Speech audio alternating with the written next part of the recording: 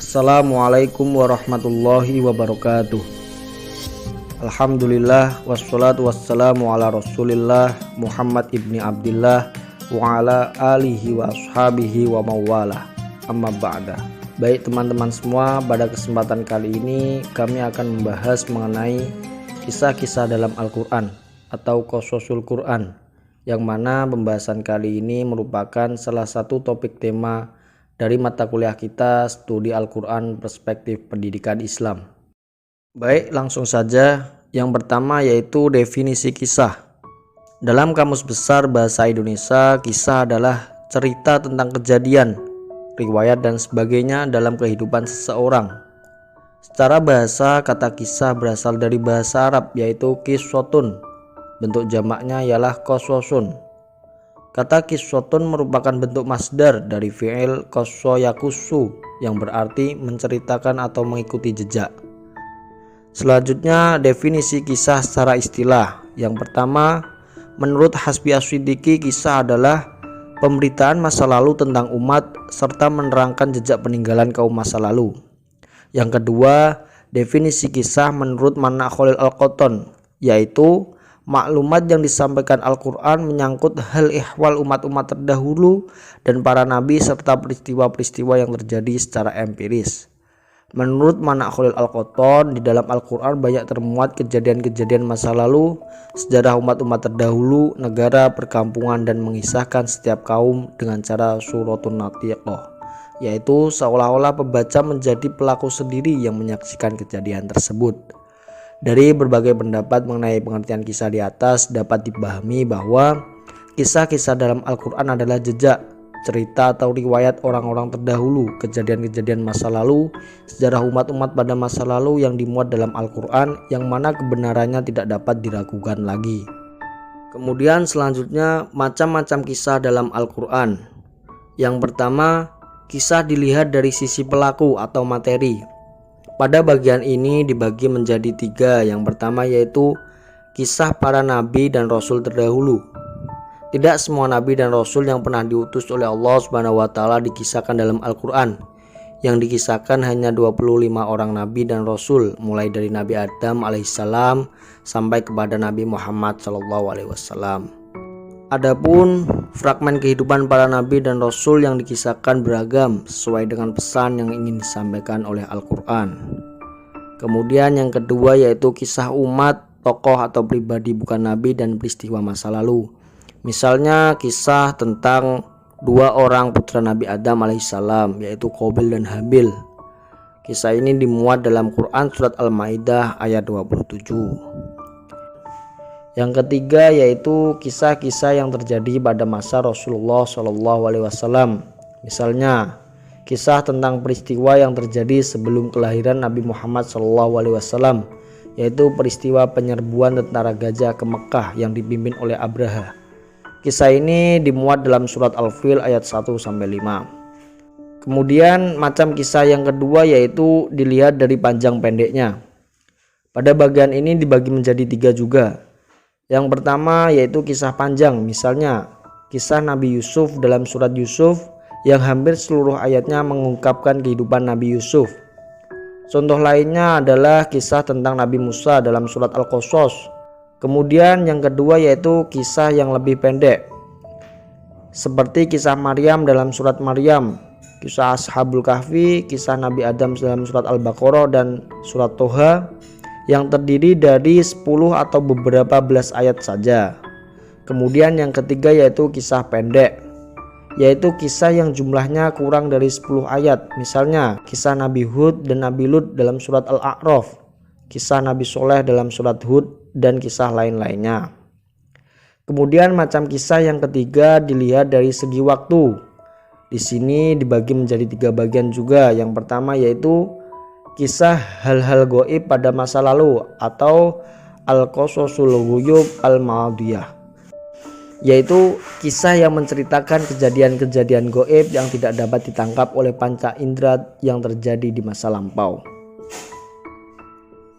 Misalnya kisah tentang dialog malaikat dengan Tuhannya mengenai penciptaan bumi yang dimuat dalam surat Al-Baqarah ayat 30-34. Kemudian yang kedua yaitu kisah hal-hal gaib pada masa kini atau al-qasasul ghuyub al-hadirah, yaitu kisah yang menerangkan hal-hal gaib pada masa sekarang. Meski sudah ada sejak dulu, akan tetapi tetap ada sampai masa yang akan datang. Misalnya kisah tentang turunnya malaikat-malaikat pada malam Lailatul Qadar yang dimuat dalam surat Al-Qadar ayat 1-5. Kemudian yang terakhir yaitu kisah hal-hal gaib pada masa yang akan datang atau al-qasasul ghuyub al-mustaqbilah, yaitu kisah-kisah yang menceritakan peristiwa mendatang yang benar-benar terjadi. Misalnya kisah tentang akan datangnya hari kiamat seperti dijelaskan dalam surat Al-Qari'ah, surat Al-Zalzalah dan surat lainnya. Selanjutnya karakteristik kisah-kisah dalam Al-Quran. Sebagai produk wahyu, kisah-kisah dalam Al-Quran berbeda dengan kisah atau dongeng hasil kreasi manusia karena karakteristik yang dimilikinya. Beberapa karakteristik yang dapat ditemui diantaranya yaitu pertama, al-fanni al-balaghi, yakni cara menuturkan kisah itu dengan indah dan mengesankan. Meski kadang-kadang ada kisah yang diulang-ulang, tetapi cara pengulangannya tidak monoton, melainkan variatif, kreatif sesuai dengan pesan moral yang hendak dituju oleh Al-Quran. Karakteristik yang kedua yaitu ta'limi wal tarbawi, yakni bahwa kisah-kisah itu mengandung pesan-pesan moral bagi pendidikan manusia. Kemudian karakteristik yang ketiga yaitu hakiki waqi'i, artinya bahwa kisah itu benar-benar terjadi dan nyata, bukan fiktif belaka. Selanjutnya, mengenai tujuan kisah-kisah dalam Al-Quran.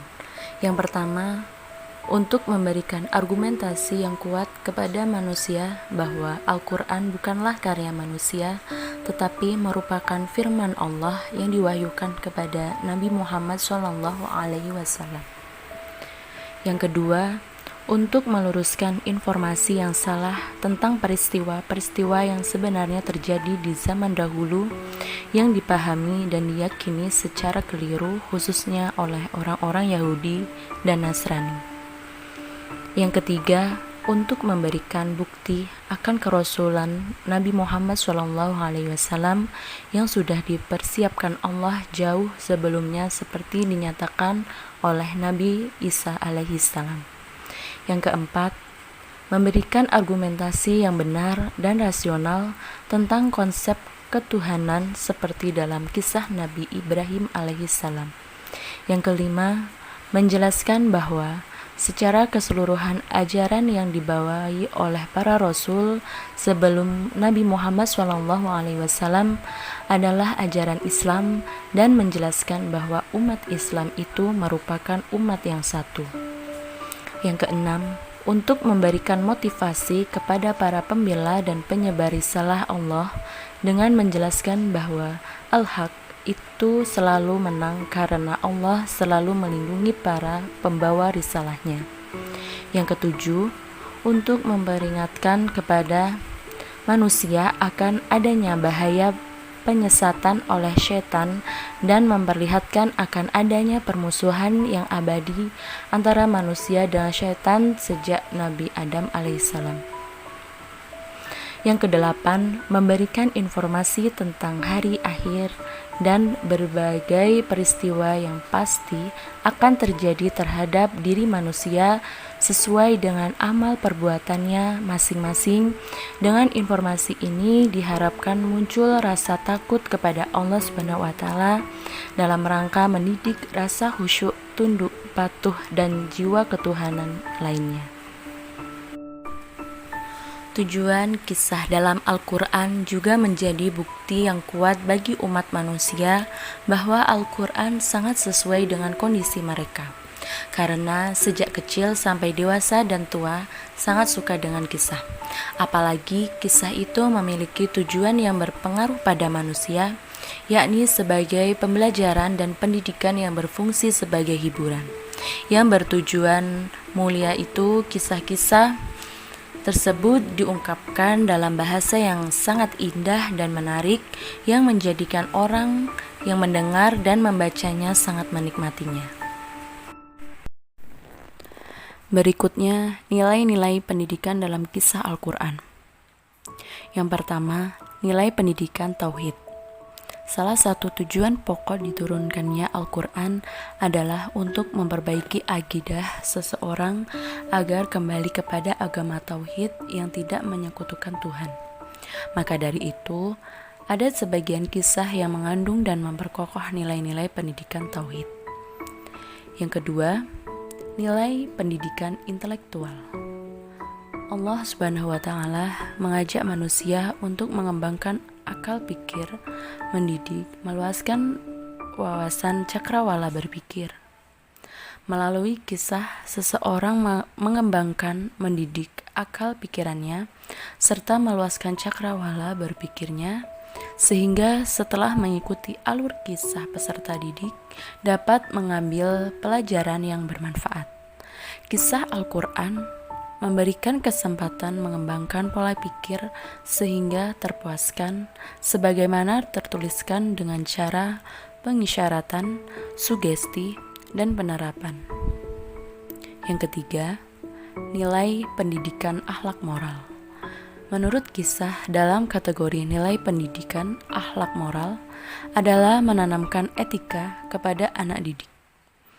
Pentingnya pendidikan akhlak moral sangat berpengaruh pada anak didik, seperti mengajarkannya tentang kesederhanaan dan tidak sombong.